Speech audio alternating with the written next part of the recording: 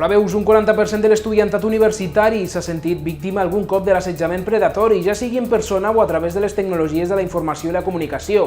Així ho assenyala l'estudi realitzat per la Universitat de Lleida, el qual avala la recent inclusió d'aquest delicte al Codi Penal.